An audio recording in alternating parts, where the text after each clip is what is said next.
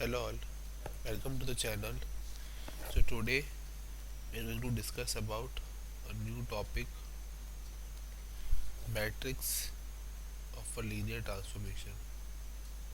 तो देखो, अभी तक अपने linear transformation पढ़ा है, उसकी कुछ प्रॉपर्टीज पढ़ी, सिंगुलर नॉन सिंगुलर इन्वर्टेबल पढ़ा, फिर कुछ पॉइंट्स पढ़े जो कि इक्विवेलेंट थे, फिर अपन ने कोऑर्डिनेट मैप पढ़ा और आइसोमॉर्फिक वेक्टर स्पेस पढ़ा. अब बात करते हैं कि मैट्रिक्स मैट्रिक्स कैसे बनती है. किसी भी चीज़ की मैट्रिक्स देखो तो उसके अंदर बहुत ही इंपॉर्टेंट रोल प्ले करेगा अपना कोऑर्डिनेट मैप. कि कोऑर्डिनेट मैप क्या बनता है, उसके अकॉर्डिंग अपन मैट्रिक्स को बनाते हैं. जैसे देखो, अपन समझते हैं, अगर कोई ट्रांसफॉर्मेशन है v ओवर f से w ओवर f पे, और उसकी बेसिस है, v की बेसिस है सपोज v1 v2 vn, और बीटा w की बेसिस है, w की बेसिस है w1 w2 wn, राइट. ये कैसी बेसिस है, ये एक ऑर्डर्ड बेसिस है, मतलब जो एलिमेंट्स है वो ऑर्डर्ड फॉर्म में जमे हुए हैं, राइट, ऑर्डर्ड बेसिस. सो देखो उस केस में, और उस केस में मैं मैट्रिक्स को कैसे लिखूंगा, तो देखो मैट्रिक्स कैसे बनेगी. T of beta V comma beta W matrix, उसको मैं लिखूंगा कुछ इस नोटेशन में कि जो मेरा डोमेन है वो हमेशा नीचे आता है, और जो मेरा को डोमेन है वो ऊपर आएगा, right. And this is equal to what, matrix of T right respect to basis. Basis कौन सी, beta V and beta W, right. अब देखो सपोज करो कि कभी कुछ ऐसा हो जाए कि अगर v बराबर w हो जाए, तो उस केस में बीटा v बराबर बीटा w बराबर बीटा, और उस केस में मैं इसको लिखूंगा मैट्रिक्स को कुछ इस तरीके से, beta comma beta such that t of beta, this is equal to matrix of t right respect to beta basis, right. अब देखो एग्जांपल, सपोज t जो है वो मेरा p3 से p3 है, एक ट्रांसफॉर्मेशन है polynomial space up two degree 3 से डिग्री 3 तक, सच दैट t ऑफ px मेरा p डैश x है, राइट. तो उस केस में मेरा क्या है, दोनों वेक्टर सेम है, मतलब मुझे सिर्फ बेसिस निकालनी p3 की. p3 की बेसिस मुझे पता है क्या होगी, 1x x square x cube, right. तो देखो इसकी मैट्रिक्स कैसे बनेगी, तो देखो मैट्रिक्स बनाने के लिए अपन क्या करते हैं ना, गौर से देखना एक बार. देखो मैट्रिक्स ऑफ टी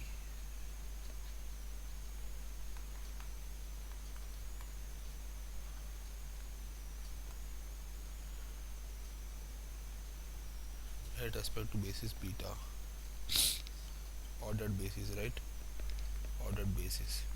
सो देखो टी ऑफ बीटा, अपन क्या करते हैं, देखो मैट्रिक्स बनाने के लिए अपन यहाँ पे तो लिखते हैं ट्रांसफॉर्मेशन को, T of one T of x square T of x cube, और यहाँ पे लिखते हैं वेक्टर्स को बेसिस के, 1x x square x cube. अब देखो T of one P dash x, तो वन का ज़ीरो, राइट, एक्स का भी ज़ीरो, एक्स स्क्वायर का भी ज़ीरो, एक्स क्यूब का भी zero.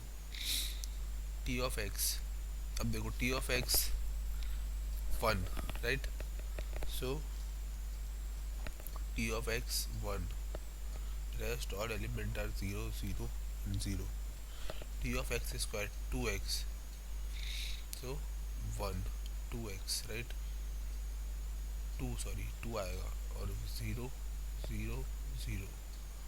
T of x cube three X square, right, three X square मतलब थ्री ज़ीरो ज़ीरो ज़ीरो. देखो इस मैट्रिक्स का ना अपन क्या करते हैं, ट्रांसपोज कर देते हैं, तो अपने को मिलती है डायरेक्ट मैट्रिक्स किसकी, विथ रेस्पेक्ट टू बेसिस।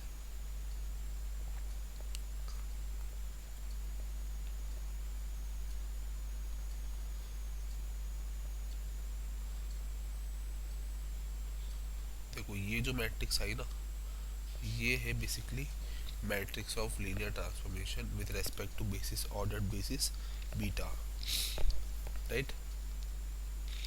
अब देखो, अब नेक्स्ट क्वेश्चन, सपोज ये एक ट्रांसफॉर्मेशन है P3 से P3 such that T of Px मेरा है P of x plus one. देखो x प्लस वन, तो देखो T ऑफ वन मेरा वन ही रहेगा, x की वैल्यू ज़ीरो है, right. T of x plus one, T of x square x plus one का square which is equal to x square plus two x plus one, और T of x cube मेरा x plus one का cube which is x cube plus three X square plus three x plus one. देखो, अब देखो ये अपने पास आ गया। अब अपने को बोला कि इसका क्या बनाओ, बेसिस बनाओ, मैट्रिक्स बनाओ। तो मैट्रिक्स के लिए first we need to construct the basis. Basis बना लिया अपन ने, अब बात कर लेते हैं मैट्रिक्स की। मैट्रिक्स की तो देखो, मैट्रिक्स के लिए क्या है, बहुत सिंपल है। अपन को यहाँ पे लिखना है T of one, T of x, T of x square, T of x cube, right. अब देखो, और इधर लिखना है one x x square x cube. अब देखो टी ऑफ वन अपना वन है, बाकी सारे element zero. T of X मेरा एक्स प्लस वन है, मतलब एक्स का कोफिशिएंट भी वन है और वन का कोफिशिएंट तो वन है ही, राइट। और zero zero. T of x square मेरा क्या है, एक्स स्क्वायर का कोफिशिएंट वन है, टू एक्स का कोफिशिएंट टू है, और प्लस वन का वन है, और ज़ीरो, ठीक है। और दूसरा मेरा क्या है, टी ऑफ एक्स क्यूब पे कैसे, मेरा एक्स क्यूब का वन है, थ्री एक्स स्क्वायर तो थ्री है, थ्री है, और वन, राइट। और इस मैट्रिक्स का ट्रांसपोज, ट्रांसपोज देखो, ट्रांसपोज क्यों करते हैं, इसके पीछे भी एक पूरा प्रूफ है।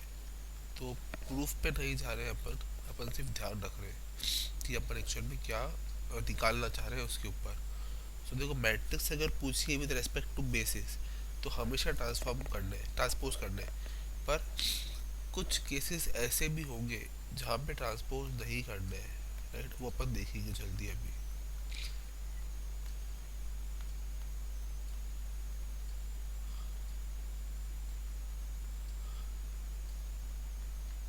राइट, ये मैट्रिक्स मेरी बन गई with respect to ordered basis. अब अपन क्वेश्चन कर रहे हैं एनबीएचएम का। देखो, बहुत इंपॉर्टेंट क्वेश्चन है। अगर टी मेरी मैट्रिक्स है, ट्रांसफॉर्मेशन है सॉरी, P2 से P3 पे, राइट, सच डेट मेरा टी ऑफ एक्स मेरा कैसा है, ज़ीरो से X P T D T plus P dash X plus P of two. देखो, तो मेरे पास बेसिस क्या बनेगी, देखो बीटा वन P2 की basis one x x square, और बीटा टू मतलब P3 की बेसिस वो बनेगी one x x square x cube. देखो, जब भी मैट्रिक्स बनाते हैं ना, तो हमेशा वेक्टर्स जो है वो डोमेन से उठाते हैं। देखो कैसे, तो देखो मैट्रिक्स कैसे बनेगी, अपने को पता है, अपन अभी रोटेशन पढ़ के आए ऊपर कि मैट्रिक्स बनेगी बीटा वन से बीटा टू, राइट। अब देखो, टी ऑफ वन कैसे निकलेगा, सिंपल है, एक्स वन का integration plus zero plus P of two one आएगा, वन की केस में, राइट। टी ऑफ एक्स का क्या निकलेगा, x square by two plus three. T of x square, T of x square, T of x square निकलेगा मेरा x cube by three plus two x plus four, right. क्यों, अपन ने domain की basis देखी, one x x square, तो अपन ने T one T x और T x square तक की वैल्यूज निकाल ली, राइट। अब देखो, अब बहुत सिंपल है, अपन को मैट्रिक्स बनानी है बीटा वन से बीटा टू। अब देखो, जब भी वेक्टर्स लिखते हैं ना,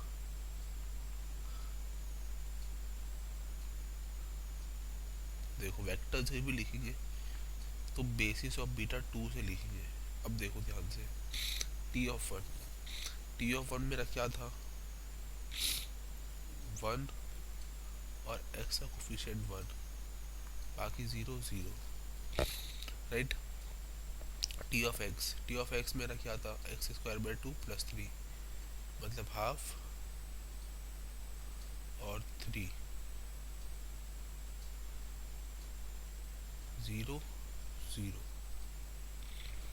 राइट। और एक्स क्यूब बाय थ्री क्या था, one by three, X square का ज़ीरो, टू और वन, सॉरी फोर। तो देखो ये बन गया मेरा नॉर्मल मैट्रिक्स। जब इसका ट्रांसपोज करेंगे तो अपने को अपनी मैट्रिक्स मिल जाएगी, मतलब one one zero zero, three three zero half, wait, हाँ three zero half zero, four two, sorry four two zero one by three. देखो तो ये जो मैट्रिक्स मिली ना अपने को, ये मैट्रिक्स है अपनी matrix of linear transformation, right. अब बात करते हैं कुछ और क्वेश्चंस की।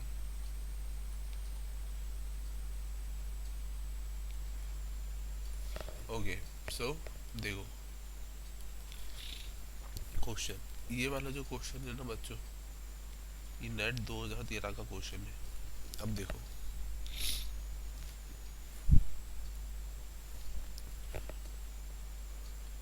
Late T be a linear transformation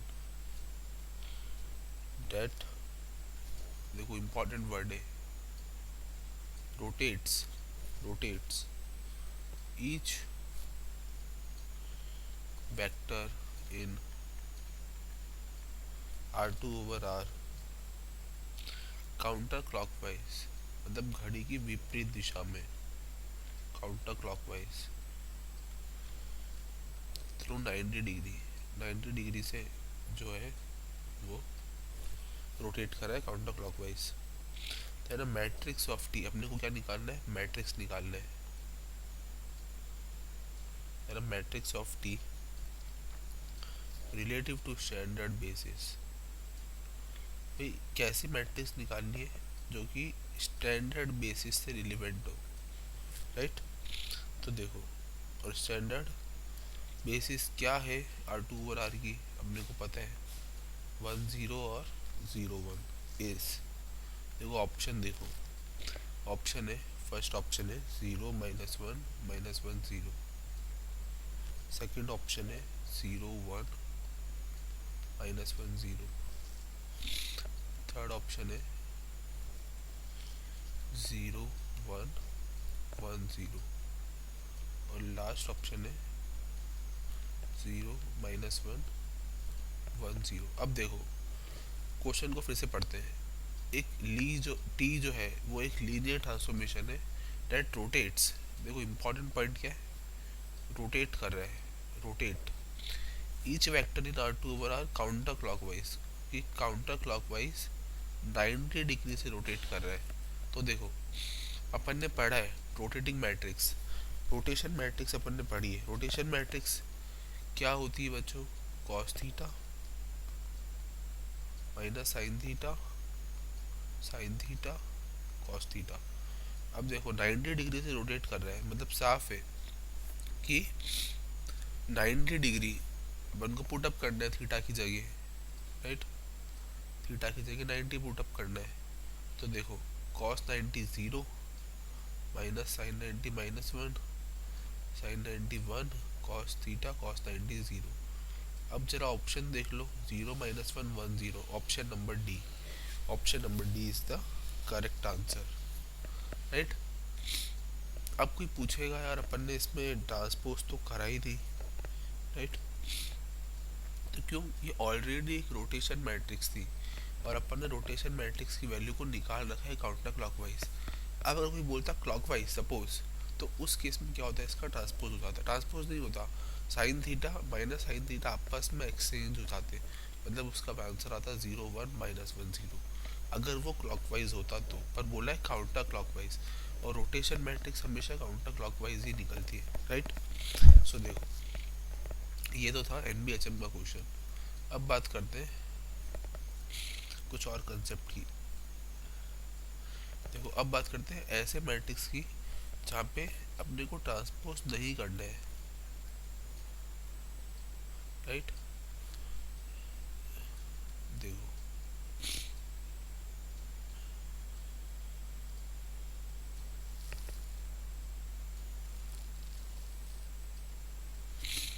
देखो कैसे, T of x1 x2 x3 up to xn। देखो इसको अपन कैसे लिख सकते हैं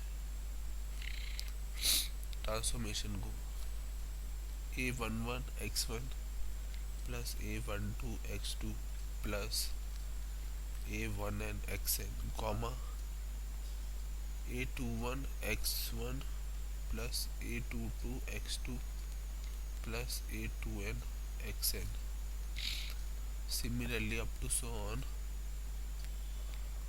a m1 x1 plus a m2 x2 plus a mn xn, right. इस तरीके से। तो अगर कोई मुझे बोले कि इसका मैट्रिक्स बनाओ, तो देखो इस केस में क्या होता है ना, डायरेक्ट मैट्रिक्स बन जाता है आर एन से आर एम में, राइट। आर एन से आर एम मैट्रिक्स बन जाएगी डायरेक्ट, किसकी?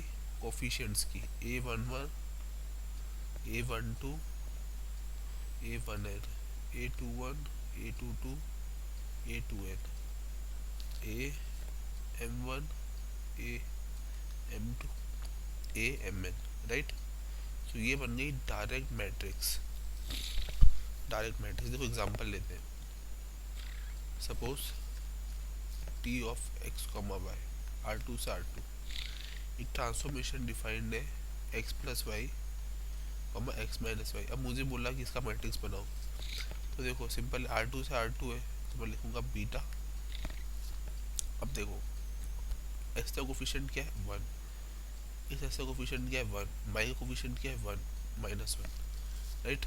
तो ये बन गई मेरी मैट्रिक्स सिंपली। अब अगर कोई मुझे बोले सपोज कि यार मुझे तो ट्रांसफॉर्मेशन गिवन है ये वाला x comma x plus y, तो देखो इस केस में भी बहुत सिंपल है। जो मैट्रिक्स बनेगी, मैट्रिक्स बन जाएगी वन वन जीरो वन, समझ आ। अब अगर कोई बोले सपोज नहीं, ये तो बात हुई R two over R space की, मुझे तो आर थ्री ओवर आर के अंदर ट्रांसफॉर्मेशन गिवन है। कैसा ट्रांसफॉर्मेशन गिवन है, x comma y plus z, sorry x plus y plus z comma x comma x minus y. अब देखो, तो देखो ट्रांसफॉर्मेशन क्या है, एक्स एक्स एक्स, वाई का coefficient one zero minus one, z का coefficient one zero zero, right. तो ये मेरी डायरेक्ट मैट्रिक्स बन गई, राइट। 3x3 ऑर्डर की। सो इस वाले केसेस में अपन ने ट्रांसपोज नहीं करा, सॉरी ट्रांसफॉर्म नहीं, ट्रांसपोज नहीं करा। और अपन ने उससे पहले वाले केसेस में जहाँ पे अपन ने ट्रांसफॉर्मेशन कैलकुलेट करा था, वहाँ पे अपन ने ट्रांसपोज ट्रांसपोज करा, राइट। सो देखो, अब अगर कोई टी है, सपोज वो आर एन से आर एम है, तो मुझे पता है कि टी ऑफ एक्स मेरा होगा ए इंटू एक्स, जहाँ पे मेरा ए जो होगा ना वो एम क्रॉस एन का होगा और एन क्रॉस वन का होगा। ये एन और एन सेम होने चाहिए ताकि अपने पास मैट्रिक्स आएगी एम क्रॉस एन की, राइट। सो ये मैट्रिक्स कैसे बनेगी, A one one, A one two, A one N, A one two one, A two two, A two N, A M one, A M two, A M N, right. तो ये मेरा, तो इस case में मैं बोल सकता हूँ कि टी ऑफ बीटा मेरा ए है, right. M cross n order की मैट्रिक्स। अब देखो, जैसे एक एग्जांपल उठाया, suppose R four over R का एक्स वाई जेड टी मेरा है x, x plus y, x plus y plus z, y x plus y plus z plus t. देखो तो इस केस में क्या होगा, देखो मैट्रिक्स कैसे बनेगी, एक्स से कोफिशिएंट वन वन, देखो एक्स, एक्स प्लस वाई का one, x plus y plus z का वन और इसका वन। सेकेंड वाई का कोफिशिएंट जीरो, वन वन और वन। थर्ड रो में अगर बात करें तो जेड का coefficient zero zero one one, और अगर टी कोफिशिएंट की बात करें तो zero zero zero one, right. तो ये मेरी बनी 4x4 ऑर्डर की मैट्रिक्स। ओके, अब बात करते हैं कुछ इम्पोर्टेंट प्रॉपर्टीज की मैट्रिक्स से related.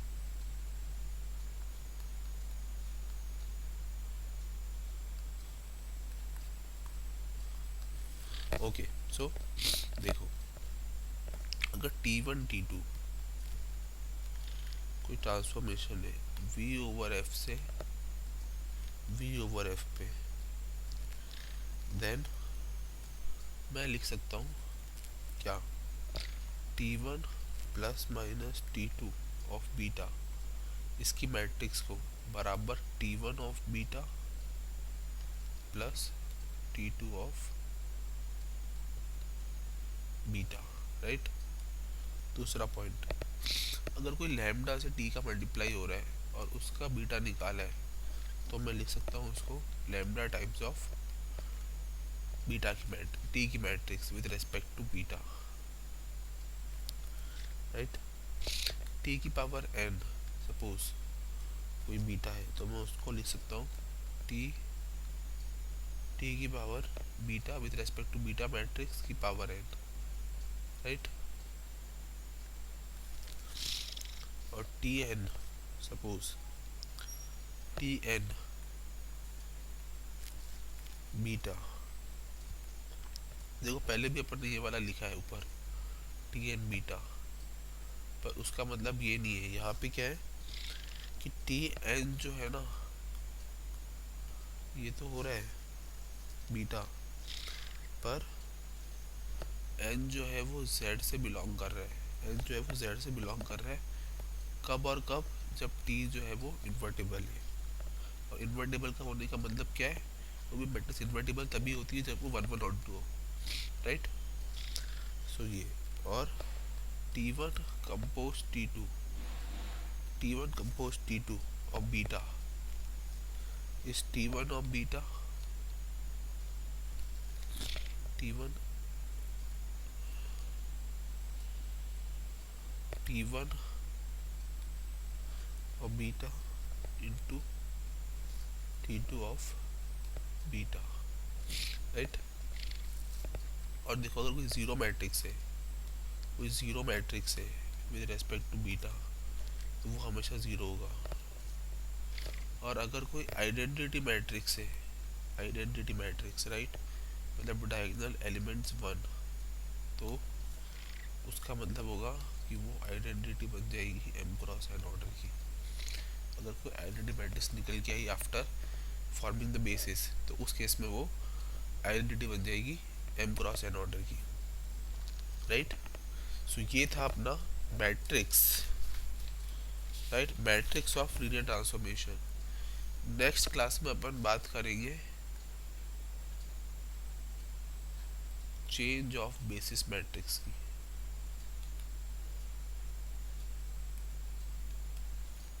Change of basis matrix, right. चलो अभी के लिए इतना ही, मिलते हैं नेक्स्ट क्लास में। चलो bye, take care, thank you.